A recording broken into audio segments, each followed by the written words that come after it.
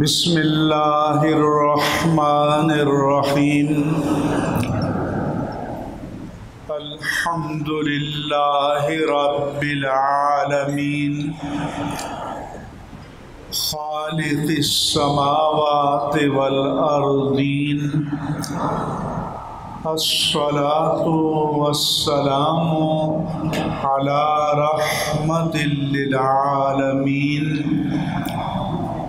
حبیبنا وحبیب رب العالمین امام الاولین والآخرین سید الرسل والنبیین سیدنا ومولانا ومأوانا وملجانا محمد وعلى آلہ الطیبین الطاہرین وعلى صحابته الصدیقین الصادقین وعلى كل من تبعهم بإحسان إلى يوم الدين وبعد. نور الہدی فاؤنڈیشن جامعہ نور الہدی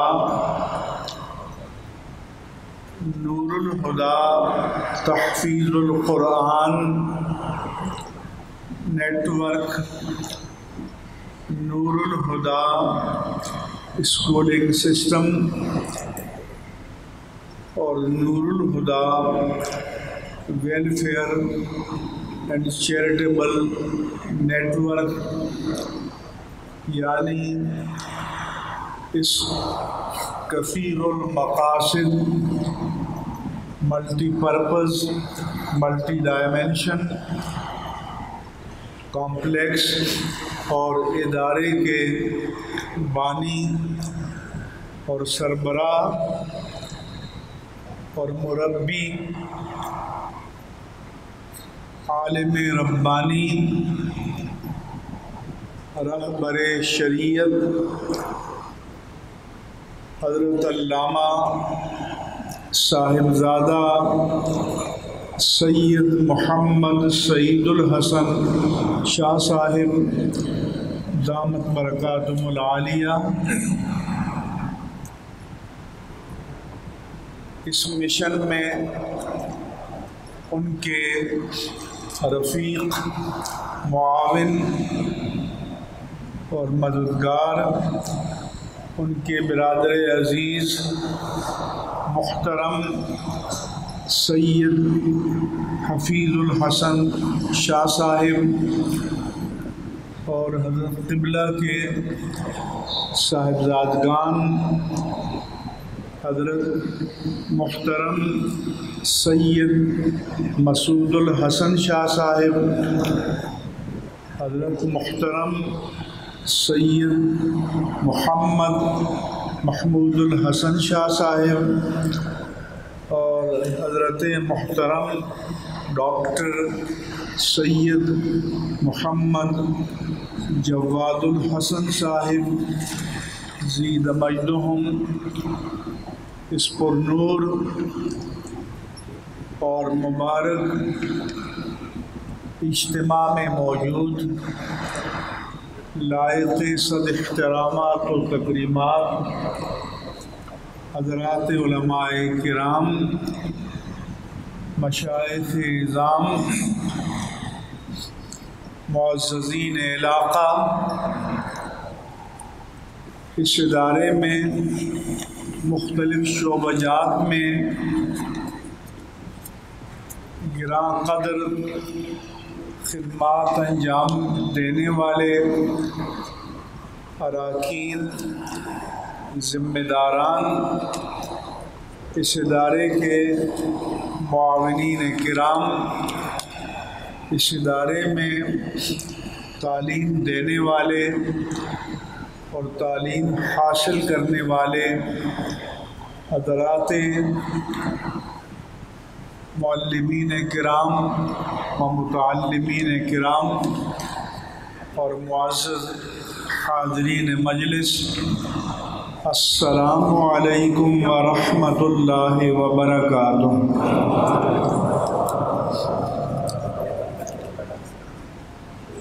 یہ کثیر المقاصد دینی، اصلاحی، تربیتی، تعلیمی اور رفاہی نیٹ ورک دیکھ کر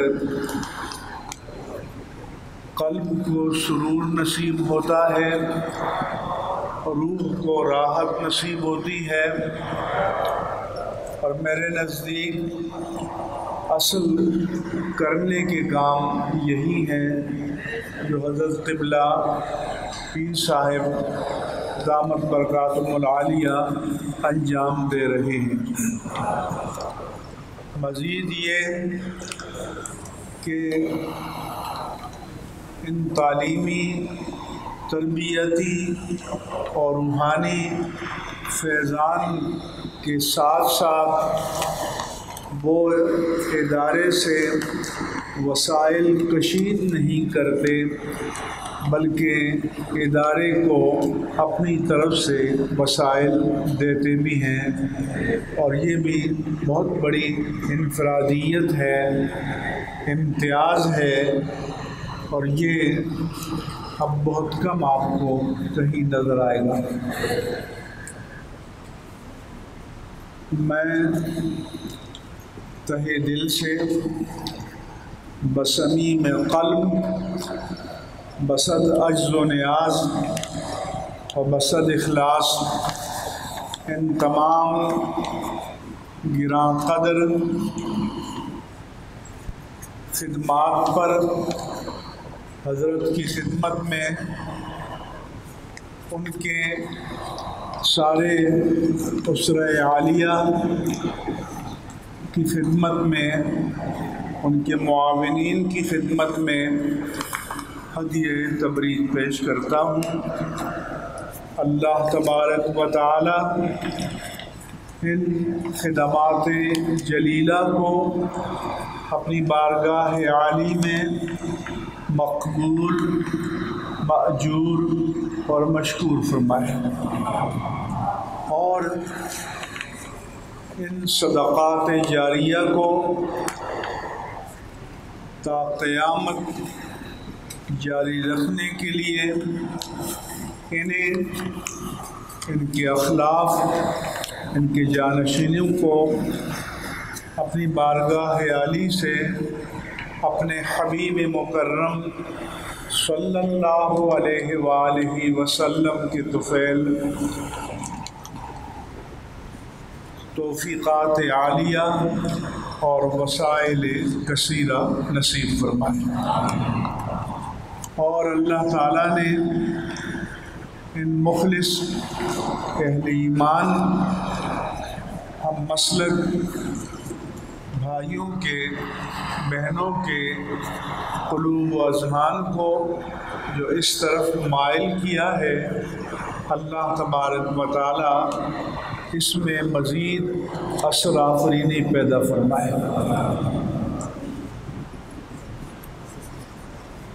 تدریس قرآن اور تعلیم قرآن اور تربیت کی یہ مجلس ایک ایسے عالم میں منعقد ہو رہی ہے کہ امت مسلمہ کو کئی چیلنجز درپیش ہیں۔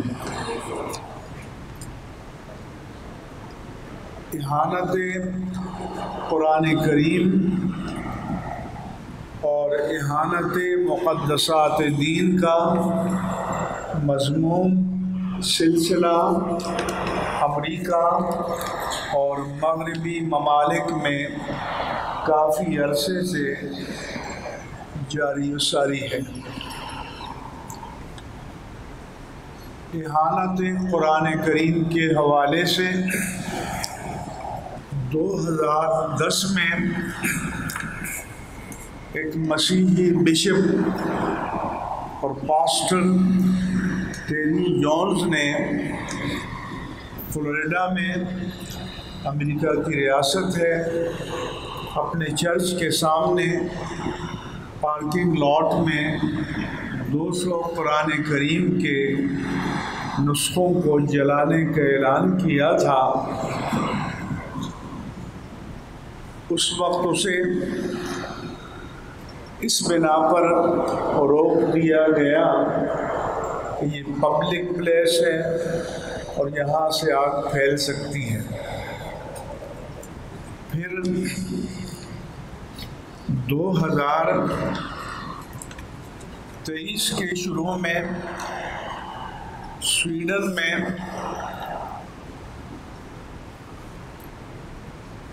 راسمس پولڈن نے ترکی سفارت خانے کے سامنے قرآن مجید کا نسخہ جو ڈینش زبان میں تھا، ڈنمارک کی زبان میں، اسے جلایا اور اس پر احتجاج ہوا۔ پھر 28 جون کو راسمس سلمان مومیکا، ایک عراقی تارک وطن، ملحد اور منحرف نے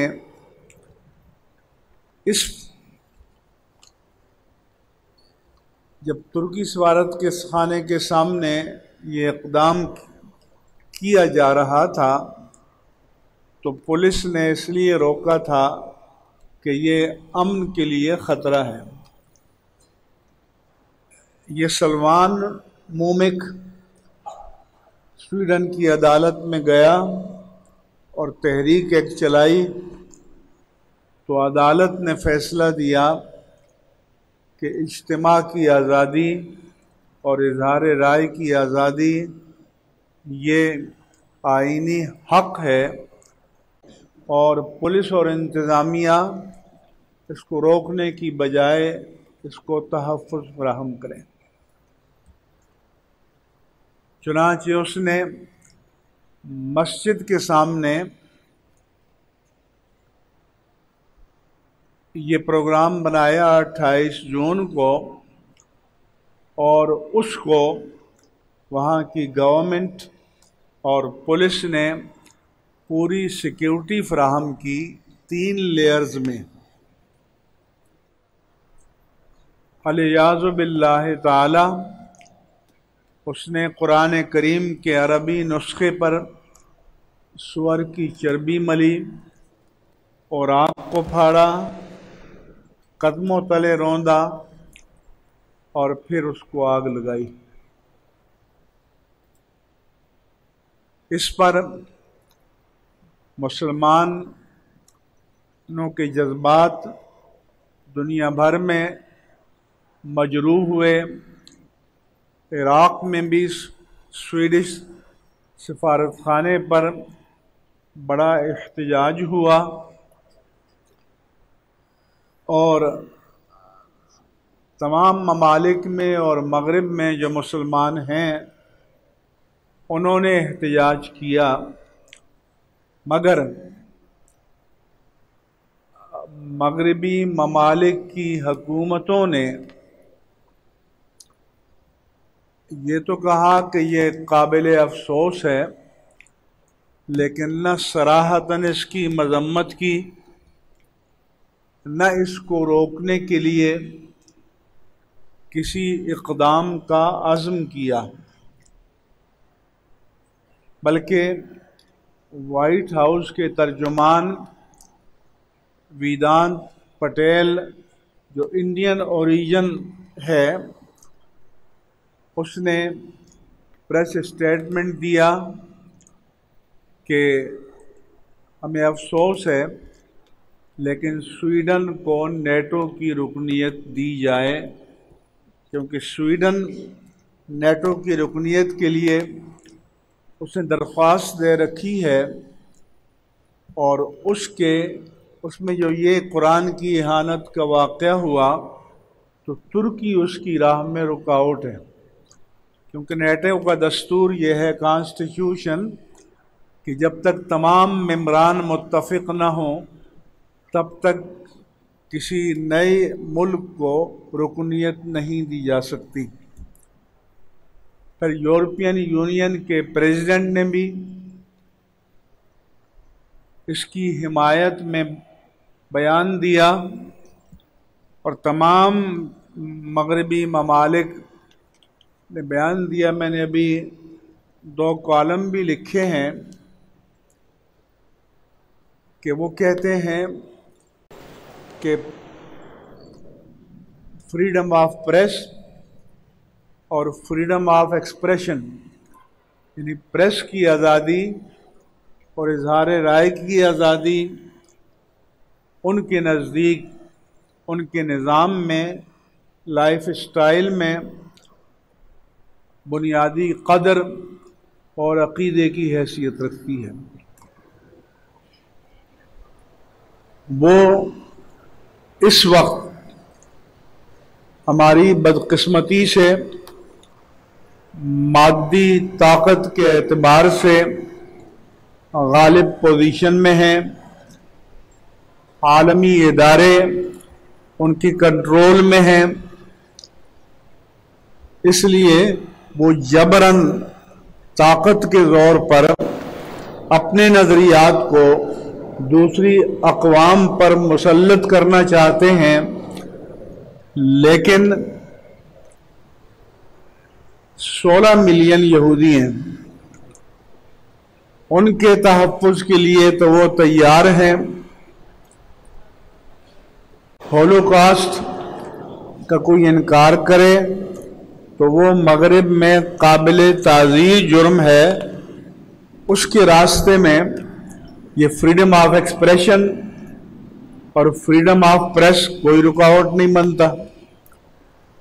سویڈن میں بادشاہ کی توہین قانوناً جرم ہے، اس کے راستے میں فریڈم آف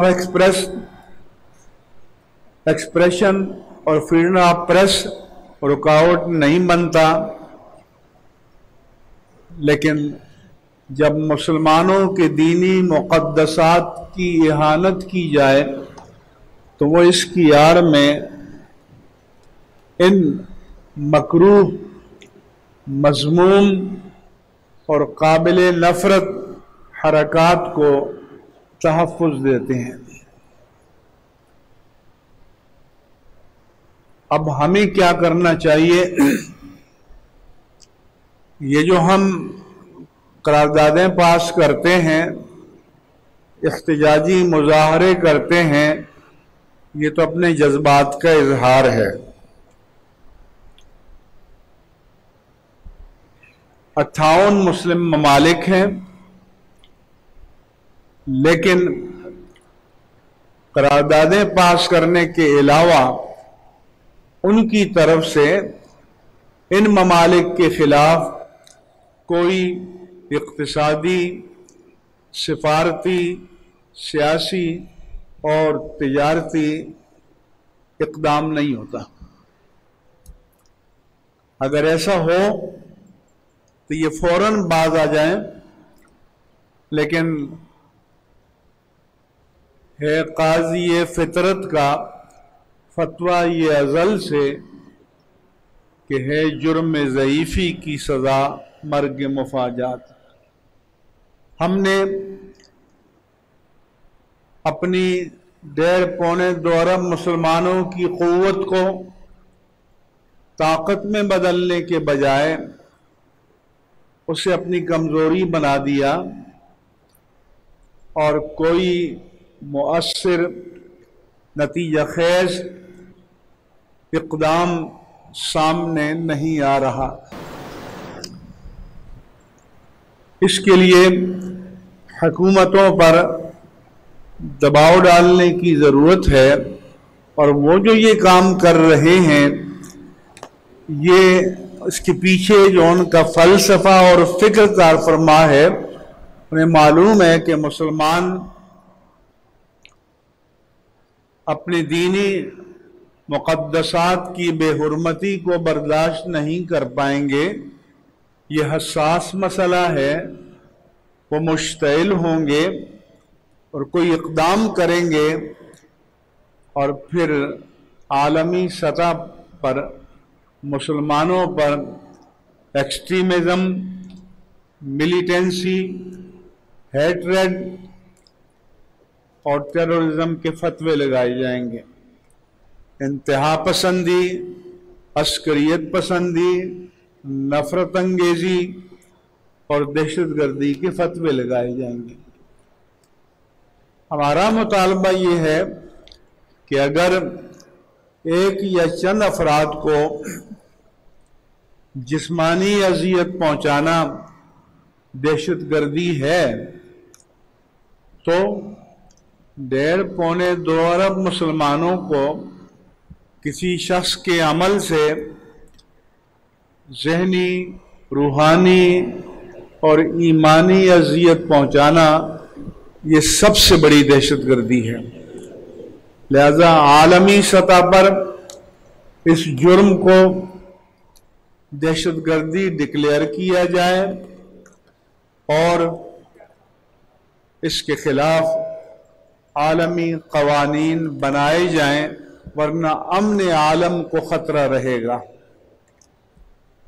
ورنہ مذاہب کے درمیان جو تقارب یا تعامل یا جیو اور جینے دو کی فضا ہے وہ کبھی بھی پیدا نہیں ہو پائے گی۔ یہی فکر اسلاموفوبیا ہے۔ میں نے لکھا تھا اسلاموفوبیا کے بارے میں، اس کے معنی یہ ہیں کہ کوئی فرض کر لے کہ اس چیز سے، اس آدمی سے، اس مذہب سے مجھے خطرہ ہے اور کمر کس لے اس کو مٹانے کے لیے۔ جب جہاد افغانستان ہو رہا تھا تو ڈاکٹر اولدو صلاحی موریطانیہ کے، اس وقت امریکہ موٹیویٹ کر رہا تھا کہ سب ادھر آئیں، پوری دنیا سے جہاد کے نام پر لوگوں کو یہاں لایا گیا۔ پھر 9/11 ہوا، پھر وہی جو ان کے چہیتے تھے جن کو دنیا بھر سے لا کر بٹھایا گیا ٹرائبل ایریا میں، افغانستان میں، اب وہ ان کے مبغوض اور ان کی نظر میں مردود ٹھہرے۔ ولی دکنی نے کہا تھا، پہلے جو آپ کہہ کر بلاتے تھے اب وہ تو کہتے ہیں۔ وقت کے ساتھ خطابات بدل جاتے ہیں، پہلے تھے میں خانہ میں، اب ہے مسجد میں ولی، عمر کے ساتھ مقامات بدل جاتے ہیں۔ اب جو پہلے ان کے چہیتے تھے اب وہ دہشت گرد قرار پائے۔ وہ لوگ یہاں جو اولدو صلاحی ٹرائبل میں ٹھہر گئے، شادیاں کی، پھر یہاں عرصہ حیات تنگ ہوا تو جرمنی چلے گئے، وہاں گھیراؤ ہوا تو اپنے ملک موریطانیہ چلے گئے، وہاں سے ان کی حکومت نے پکڑ کر ان کو امریکہ کے حوالے کر دیا اور گوانتانامو بے جیل میں اس کو لے جایا گیا۔ جیسے ہمارے اس وقت کے صدر پرویز مشرف نے جدید انسانی تاریخ میں پہلی بار انسانوں کو بیچ کر اس پر انعام وصول کیے۔ 14 سال وہ جیل میں رہے تو وہ لکھتے ہیں کہ یہ اسلاموفوبیا کیا ہے۔ انہوں نے کہا کہ ایک نفسیاتی مریض کو ایک نفسیاتی ڈاکٹر کے پاس لے گئے اور کہا کہ یہ مریض ہو گیا، یہ کہتا ہے یہ مرغہ مجھے دانے کی طرح چگ لینا چاہتا ہے۔ ڈاکٹر نے کہا کہ آپ تو اشرف المخلوقات ہیں، مرغے کی کیا مجال کہ دانے کی طرح آپ کو چگ لے۔ اس نے کہا مجھے تو یہ بات سمجھ میں نہیں آتی ہے، لیکن مرغے کو کون سمجھائے۔ تو تو لاسٹ ایئر میں کینیڈا میں گیا، اسلاموفوبیا پر تھا، تو میں نے کہا کہ اب مغرب کے مرغے کو یہ بات کون سمجھائے کہ اسلام امن کا مذہب ہے، سلامتی کا مذہب ہے، عافیت کا مذہب ہے، امان کا مذہب ہے۔ لیکن ایک blasphemy commission of Pakistan private بنا ہے اسلام آباد میں، اس کے سربراہ ہیں راجہ عبد الرحمان ایڈوکیٹ میرے پاس آئے، انہوں نے بتایا کہ یہاں پاکستان میں سوشل میڈیا پر دینی مقدسات کی اتنی بے حرمتی ہو رہی ہے کہ اس کو دیکھنے کی بھی کسی میں ہمت نہیں ہے۔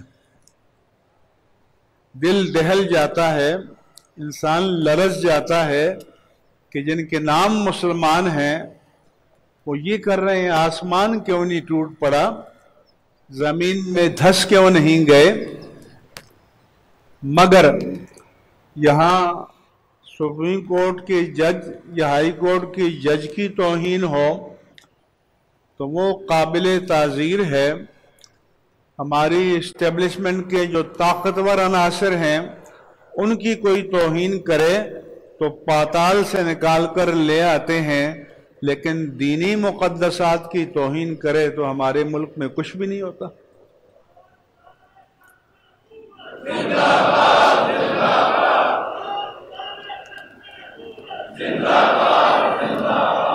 تو اس لیے ہمارا مطالبہ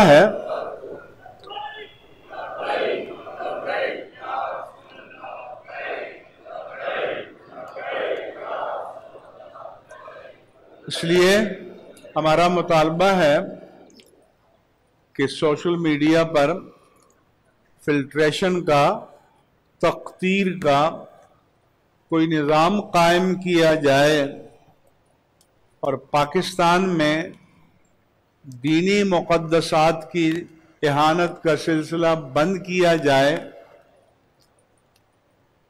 اور اگر یہ ہمارے نظام حکومت اور حکمران نہ کریں تو ان کے پاس کوئی جسٹیفیکیشن یا جواز نہیں ہے۔ اب میں کیونکہ یہ درس قرآن کا سلسلہ ہے، اس موضوع پر چند باتیں آپ کی خدمت میں عرض کرنا چاہتا ہوں۔ پہلی بات تو یہ کہ یہ قرآن کو ہدف کیوں بناتے ہیں؟ یہ اس لیے کہ جتنی مذہبی کتابیں ہیں انسانوں کی بنائی ہوئی یا الہامی، ان میں سے جو واحد زندہ و تابندہ کتاب قرآن مجید ہے۔ ایک مرتبہ میں امریکہ میں ایک ڈائیلاگ میں گیا تو میں نے کہا کہ ہندو مذہب 6000 سال پرانا ہے، یہودیت 4000 سال پرانی ہے، مسیحیت 2000 سال یا کم و بیش پرانی ہے، the ultra modern progressive and dynamic religion is اسلام۔ تو انسانی تاریخ میں جو سب سے آخری، سب سے جدید، سب سے ترقی یافتہ، سب سے متحرک دین اسلام ہے، اور اس لیے وہ اسلام کو اور قرآن کریم کو اور صاحب قرآن کو اپنے لیے خطرہ محسوس کرتے ہیں۔ اس کا عملی جواب یہ ہے کہ ہم قرآن کریم سے اور صاحب قرآن سے اپنی وابستگی کو اور مضبوط کریں، اور نظام شریعت اور نظام مصطفیٰ صلی اللہ علیہ وآلہ وسلم اور قرآن کی حاکمیت کو انفرادی اور اجتماعی زندگی میں نافذ کرنے کے لیے اپنی پوری قوتوں، صلاحیتوں، اہلیت اور وسائل کو صرف کریں۔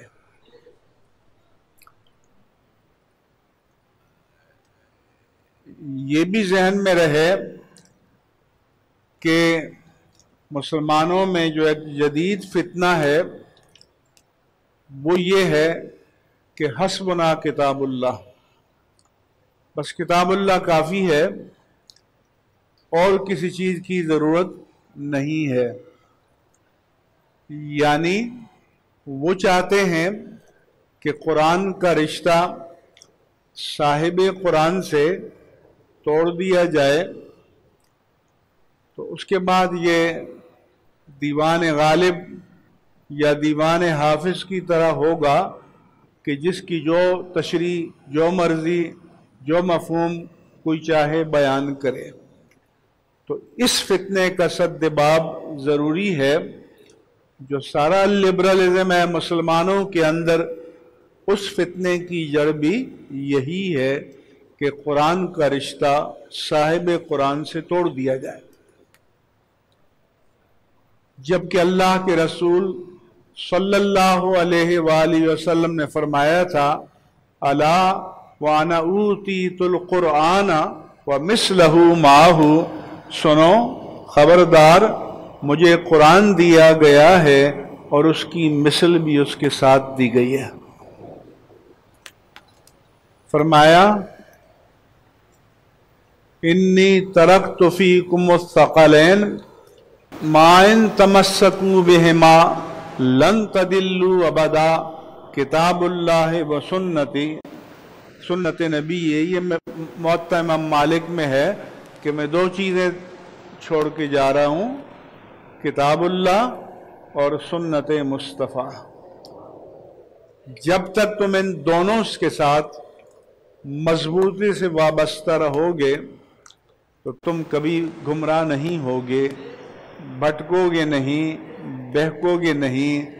تو اب آپ فتنے کی جڑ سمجھیں کہ فتنے کی اب جو مسلمانوں کے درمیان ہے کہ کتاب اللہ کا رشتہ صاحب کتاب سے کمزور کیا جائے اور توڑا جائے، جبکہ قرآن کریم کو بطریق کمال و تمام حدیث کے بغیر سمجھا ہی نہیں جا سکتا۔ قرآن کریم میں ہے فَإِذَا ضَرَبْتُمْ فِي الْأَرْضِ فَلَا جُنَاحَ عَلَيْكُمْ أَن تَقْصُرُوا مِنَ الصَّلَاةِ إِنْ خِفْتُمْ أَن يَفْتِنَكُمُ الَّذِينَ كَفَرُوا، کہ اگر تمہیں اندیشہ ہو کہ کافر تمہیں نقصان پہنچائیں گے اور تم سفر پہ نکلے ہو تو تم پر کوئی حرج نہیں کہ نماز میں قصر کرو، 4 فرض کی بجائے 2 پڑھو۔ حضرت ابو یعلا کہتے ہیں کہ میں نے حضرت فاروق اعظم سے پوچھا، یہ تو قرآن کہتا ہے کہ ان خفتم ان یفتنکم الذین کفروا، کہ جب تمہیں دشمن کا اندیشہ ہو تو قصر کرو۔ وقد امن الناس، فتح مکہ کے بعد تو اسلام غالب آ گیا ہے حجاز میں، اب کوئی خطرہ نہیں ہے، تو اب کیسے قصر کریں؟ انہوں نے فرمایا کہ عجبت مما عجبت منہ، جس چیز پر تمہیں حیرت ہوئی ہے مجھے بھی حیرت ہوئی تھی، اور میں نے تاجدار کائنات سے پوچھا تھا کہ یا رسول اللہ صلی اللہ علیہ وآلہ وسلم کہ اب تو خطرہ نہیں ہے، اب قصر کیسے کریں؟ تو اللہ کے رسول میں کہ صدقۃ تصدق اللہ بہ، یہ اللہ کا تم پر انعام ہے، اس لیے اللہ کے انعام کو قبول کرو۔ لہذا قصر کی رخصت دشمن کا خطرہ زائل ہونے کے بعد بھی جاری و ساری رہے گی۔ یہ کس نے بتایا؟ یہ صاحب قرآن نے بتایا، جس پر قرآن نازل ہوا انہوں نے بتایا، قرآن میں تو نہیں ہے۔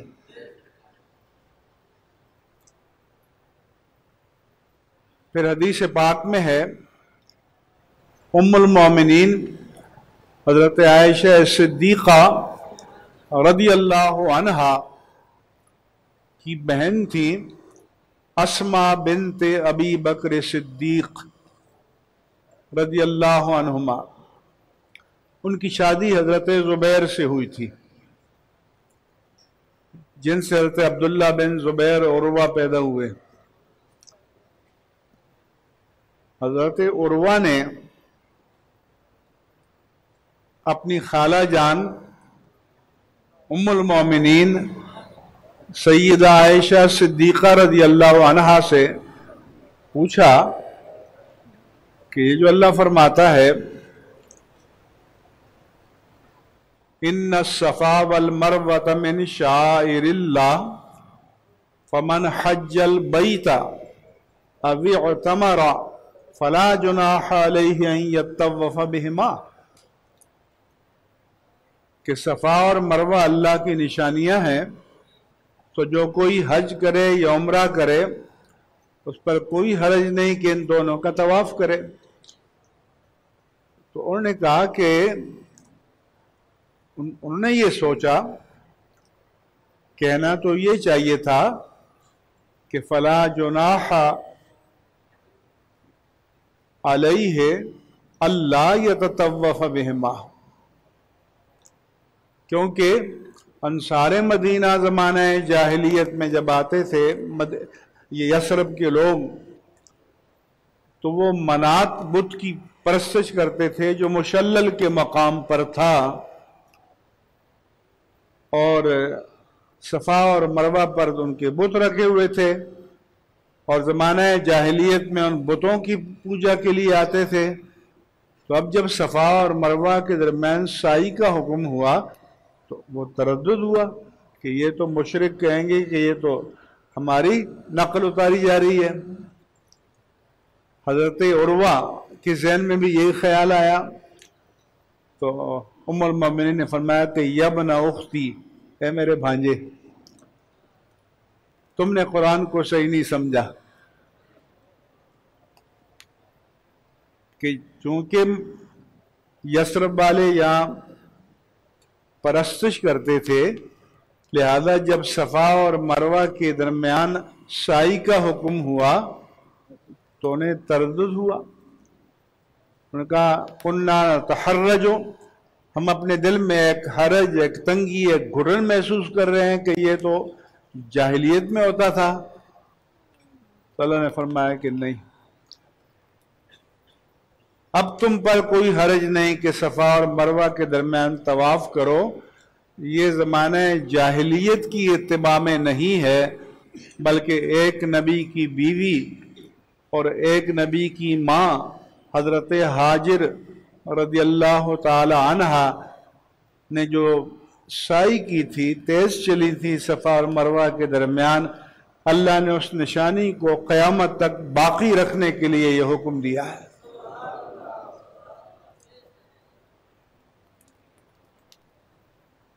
اس لیے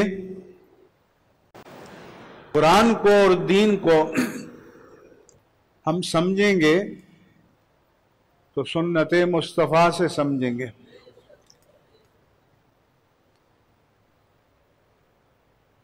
اور جہاں تک سائنس اب جا کر پہنچی ہے، علم نبوت نے 1450 سال پہلے یہ ساری حکمتیں بتا دی تھیں۔ ایک صحابی نے پوچھا میرے آقا و مولا صلی اللہ علیہ وآلہ وسلم سے،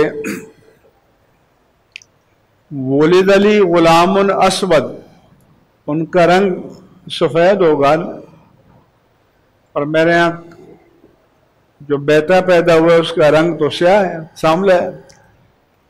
تو گویا انہوں نے نسب پر شک کیا،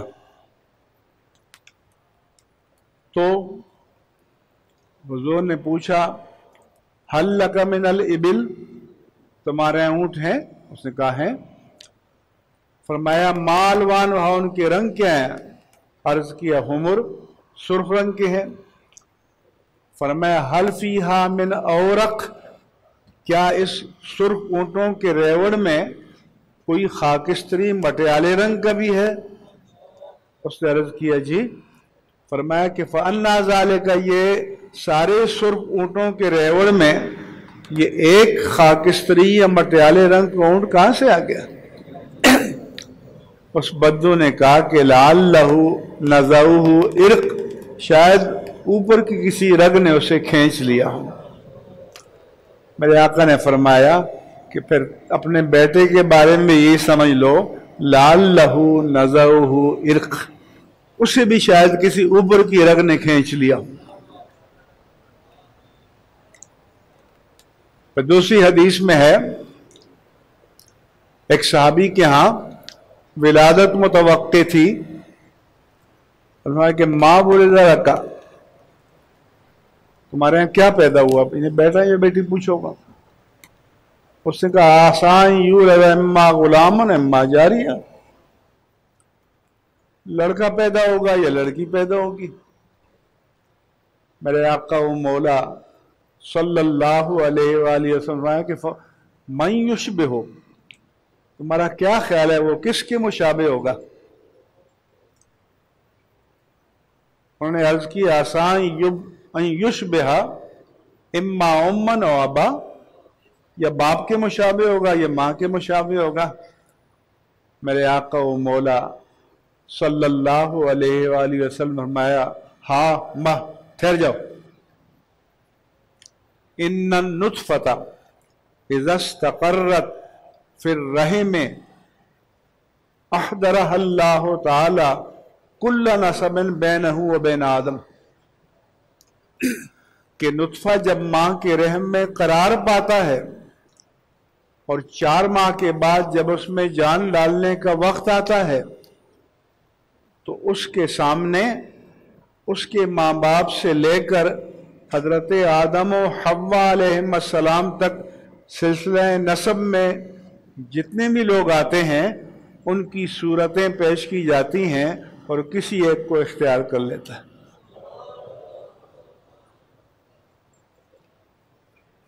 بات سمجھ میں آئی؟ تو ڈی این اے جس تک سائنس اب پہنچی ہے میرے آقا و مولا نے 1450 سال پہلے بتا دیا تھا کہ آپ رنگت اور صورت سے نسب کا فیصلہ نہیں کر سکتے۔ اس لیے حضرت زید بن حارثہ کے صاحبزادے حضرت اسامہ پیدا ہوئے۔ حضرت زید کا رنگ نسبتاً کھلا سفید گورا ہوگا، حضرت اسامہ کا رنگ سانولا ہوگا، تو دوسروں نے ان کی نسب میں شبہ ظاہر کیا۔ ام المومنین عائشہ صدیقہ رضی اللہ عنہ بیان کرتی ہیں ایک دن رسول اللہ صلی اللہ علیہ وآلہ وسلم میرے حجرہ اقدس میں داخل ہوئے، تبرق اساریر وجہہ، ان کا چہرہ پر نور ہو رہا تھا، خوشی کے آثار تھے۔ کہ عائشہ تمہیں پتا ہے کہ ان مجززن المدلجی، وہ قیافہ سناس ہوتے تھے عرب میں کہ مجزز مدلجی ابھی آیا تو 2 آدمی لیٹے ہوئے تھے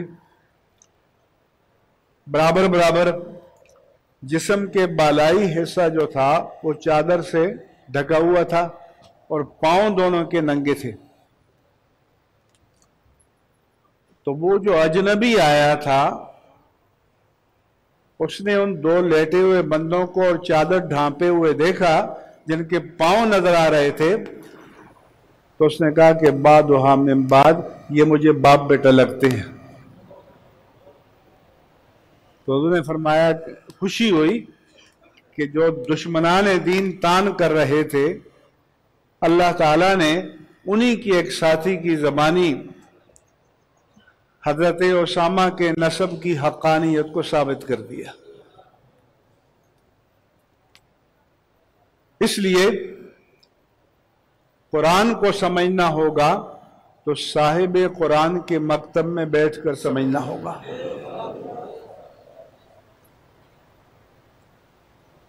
قرآن بہت بڑا معجزہ ہے۔ بعض مفسرین نے لکھا ہے کہ قریش مکہ حضور کے پاس آئے اور کہا کہ آپ کا قرآن دعویٰ کر رہا ہے بلسان عربی مبین، یہ فصیح عربی میں نازل ہوا ہے، مگر ہم نے اس میں ڈیفیکٹ ڈھونڈ لیا ہے۔ اس میں 3 کلمات ایسے ہیں جو فصیح عربی کے معیار پر نہیں اترتے، ایک عجاب، ایک کبار، ایک سخریہ۔ تو آپ کا دعویٰ باطل ہو گیا۔ حضور نے فرمایا کہ تمہارے پاس زبان پر، عربیت پر اتھارٹی کون ہے؟ انہوں نے کہا ایک بابا ہے جو شہر سے باہر دور ایک جھونپڑی میں رہتا ہے۔ آپ نے فرمایا بلا لاؤ۔ اسے بلایا، جب وہ حضور کے سامنے آپ نے فرمایا بیٹھ جاؤ، وہ بیٹھ گیا۔ پھر فرمایا کھڑے ہو جاؤ تو کھڑا ہو گیا۔ پھر فرمایا بیٹھ جاؤ تو بیٹھ گیا۔ پھر فرمایا کھڑے ہو جاؤ تو کھڑا ہو گیا۔ پھر فرمایا بیٹھ جاؤ تو بابا کو غصہ آ گیا۔ اس نے کہا تتخذنی سخریہ وانا شیخ کبار وان ھذا لشیء عجاب، یعنی وہ 3 کلمات سخریہ، کبار اور عجاب کہ جس کو قریش نے عربیت فصیحہ سے گرا ہوا بتایا تھا، اللہ پاک نے اسی کی زبان پر جاری کر دی ہے۔ اس لیے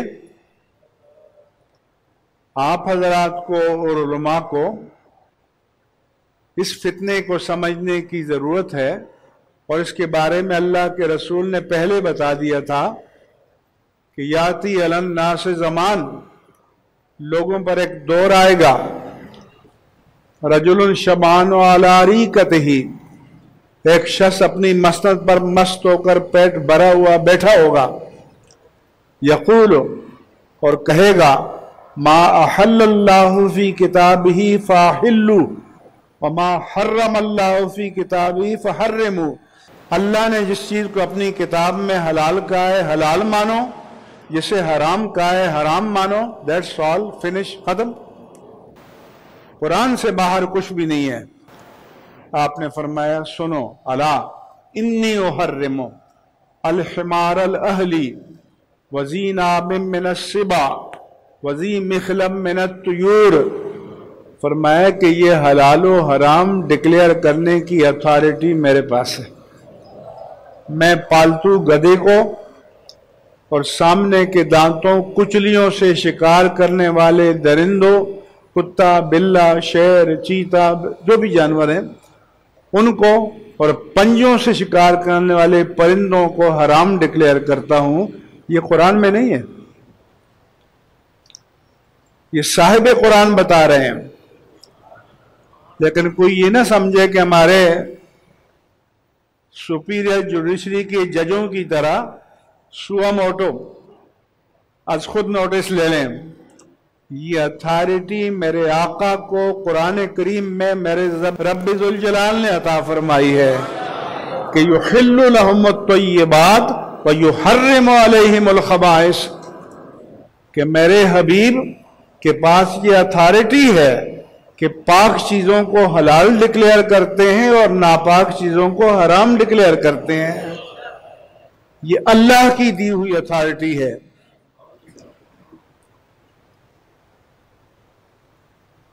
حضرت عبداللہ بن مسعود کے پاس ایک عورت آئی، ام یعقوب نام تھا، انہوں نے کہا کہ عبداللہ یہ جو آپ کہتے ہو کہ گودنے والی اور گدوانے والیوں پر لعنت ہو، یہ آپ کہاں سے کہہ رہے ہیں؟ میں نے تو قرآن میں کہیں نہیں پڑھا۔ انہوں نے فرمایا تم نے قرآن پڑھا نہیں ہے۔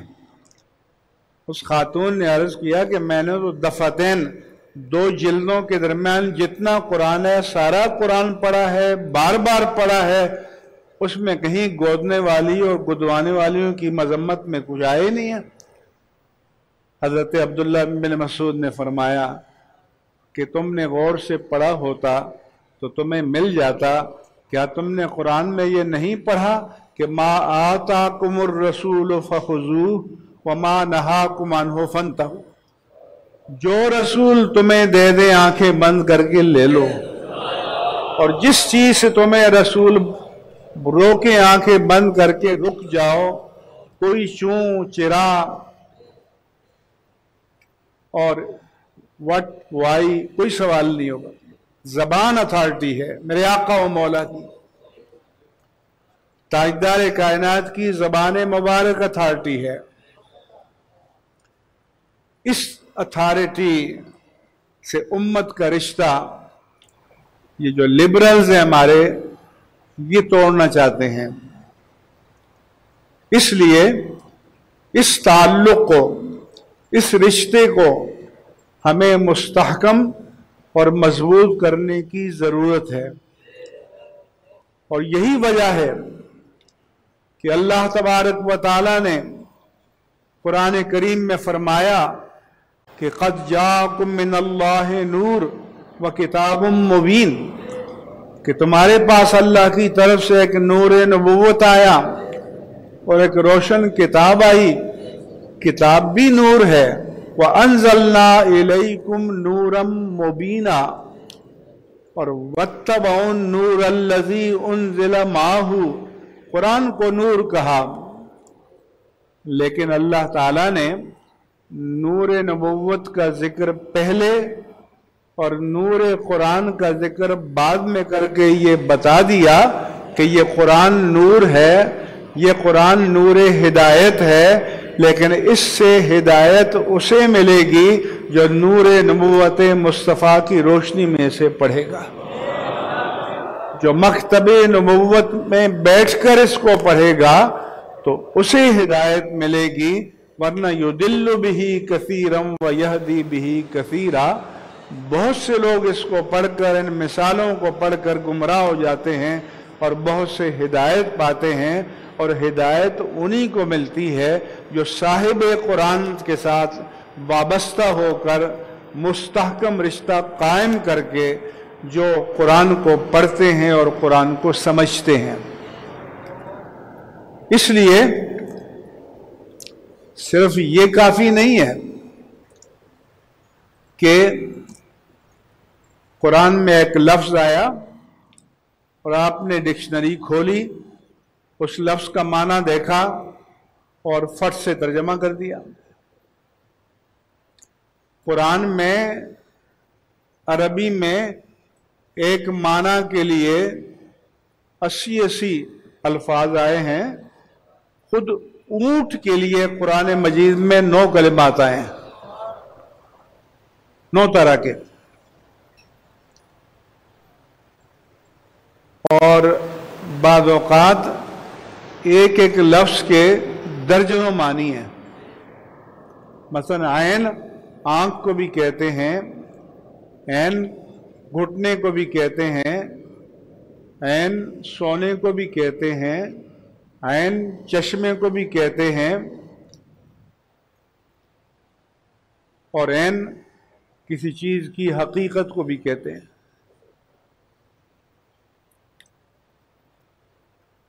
تو قرآن کی آیت ہے وَظَنُّونَ إِذْ ذَهَبَ مُغَاضِبًا،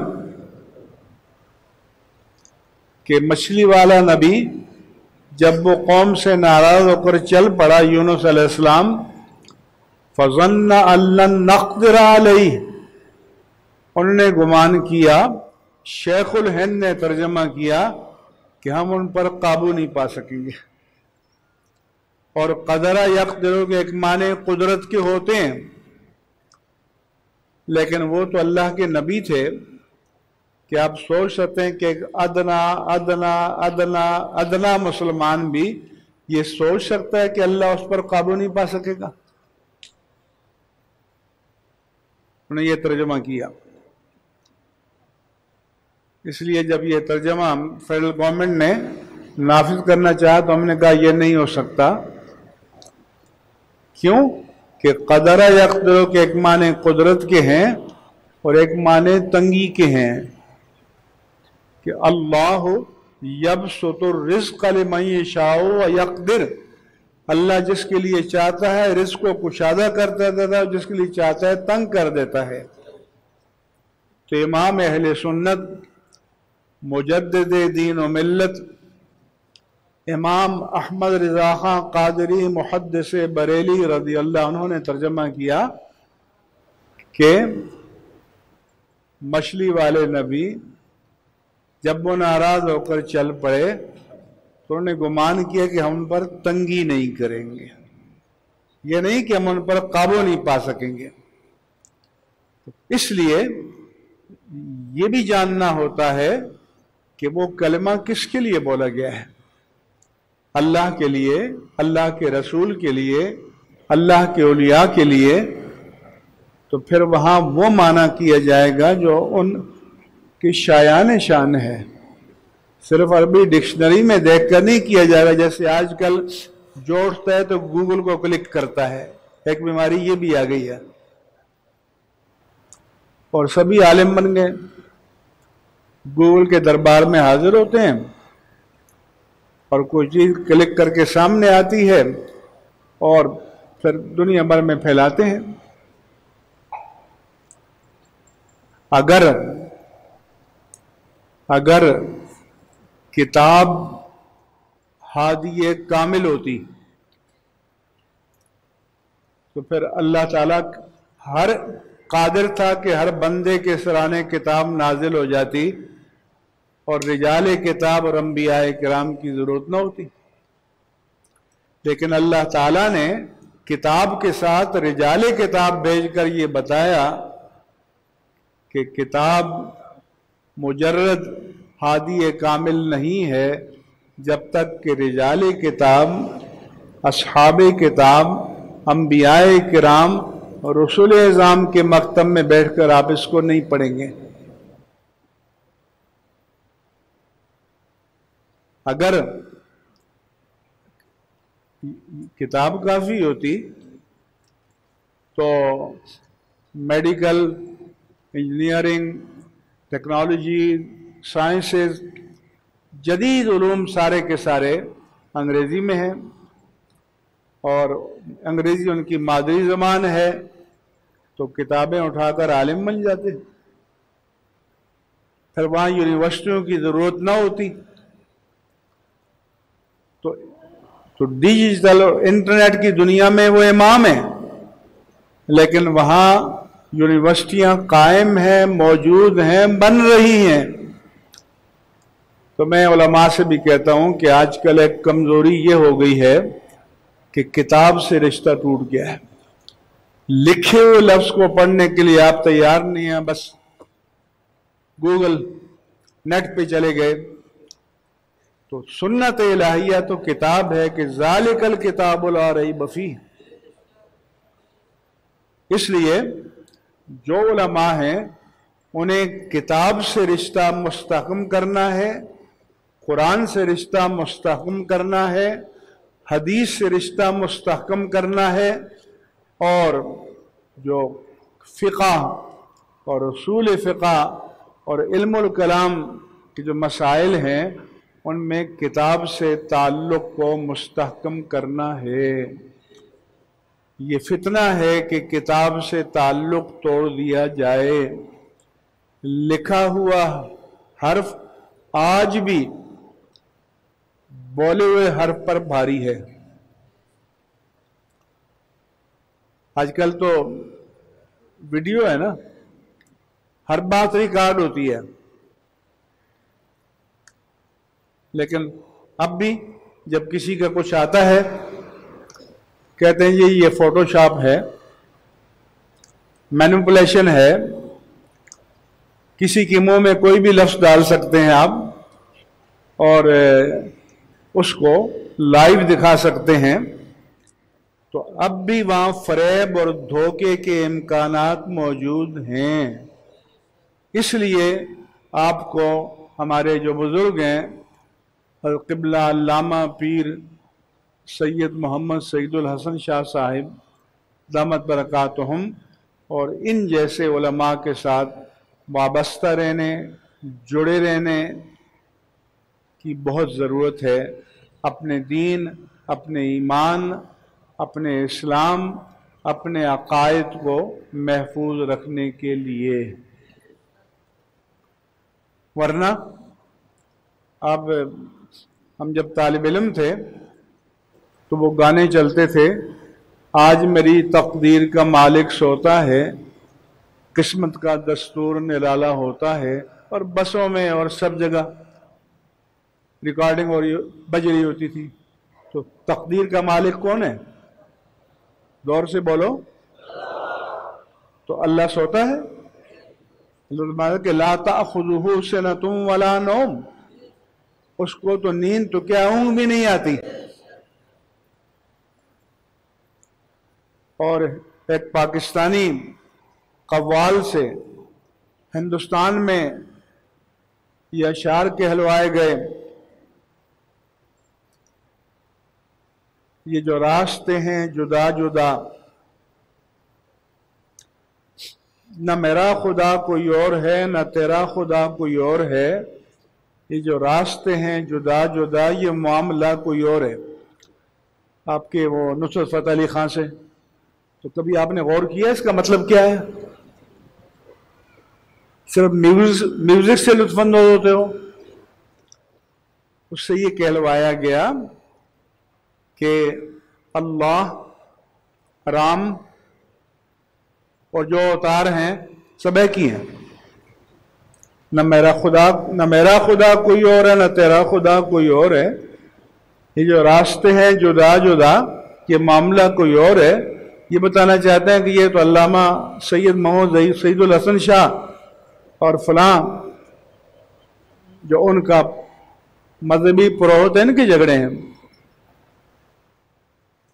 तो आपको अंदाज़ा नहीं है कि किस तरह से स्लो पॉइजनिंग के ज़रिए अकायद को बर्बाद किया जाता है, बिगाड़ा जाता है। और अब हाल ये है कि आपकी जो नई नस्ल है, क्योंकि किताब नहीं पढ़ते तो इंडियन ड्रामे फिल्में देखते हैं, तो उनकी ज़बान पर लफ्ज़ भी वही हैं। अब वो विश्वास बोल रहे हैं, अब वो मुद्दा बोल रहे हैं। ये तो लफ्ज़ तो मुद्दा है, हमारा लफ्ज़ तो यकीन है, हमारा लफ्ज़ तो ईमान है। तो आपकी नस्लों पर, इसलिए इंदिरा गांधी ने कहा था कि हमने अपनी तहजीब को इनके अंदर ठोंस दिया है, दाखिल कर दिया है। इसलिए ये जो उलमा हैं, बल्कि मैंने एक मरतबा BBC रेडियो पर काफ़ी 2-3 अशरे पहले सुना था, तो एक शायर ने कहा कि ये जो मसाजिद इस्लामी मराकज़ हैं पाकिस्तानियों ने बनाए हैं, ये गनीमत है कि यहाँ बच्चों को थोड़ी सी अरबी और कुछ उर्दू की बातें पढ़ा दी जाती हैं। वरना कहने लगे एक मुशायरे में हम थे, तो आपको पता ना मुकर्रर कहते हैं। तो एक नौजवान ने मुझे बाद में कहा, अंकल व्हाट बात इस मुकर्रर फंटास्टिक, कि ये मुकर्रर क्या था, बड़ी जबरदस्त बात है। अब उसको माना ही नहीं मालूम, सिर्फ एक एक्शन से मुतासिर होना।